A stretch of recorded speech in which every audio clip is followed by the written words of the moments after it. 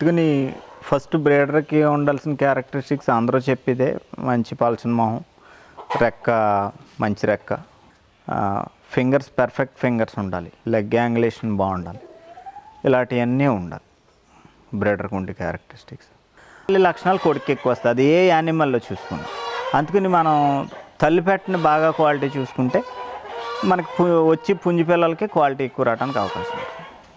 Colours అనేది అందరూ నమ్మరండి, 50% మంది నమ్ముతారు, 50% మంది నమ్మరు.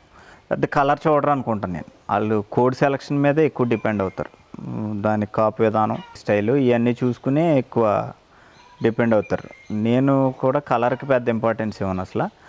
కాకపోతే ఈ బ్రీడింగ్ సెలక్షన్లో హాఫ్ కలర్స్తో బ్రీడింగ్ చేయించకుండా ఉంటే బెటరు. అంటే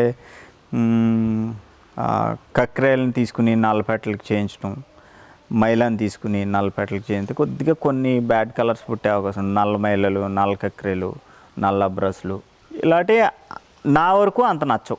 కొంతమందికి అవి కూడా నచ్చచ్చు, అలానే అవి చెడ్డయని కాదు, కానీ నా వరకు అది అంత నచ్చదు. మనం చేయించుకునేటప్పుడు అంటే మీరు కాకిపుంజు కాకిపెట్టని వేసి పిల్లలు చేయించినా అన్ని పిల్లలు బ్లాక్ వస్తాయని చెప్పలేం. ఇప్పుడు ఆ తల్లిపెట్టల యొక్క మళ్ళీ ఫాదర్స్ పెడిగ్రీ కొంత తీసుకోవచ్చు, మళ్ళీ తండ్రి యొక్క ఫాదర్స్ కానీ ఇలాగా వాటి బ్లడ్ లైన్స్లో ఉన్న ఏ కలర్స్లోంచి వచ్చినాయి అయితే ఆ కలర్స్ రెప్లికేట్ అవ్వడానికి ఛాన్స్ ఎక్కువ.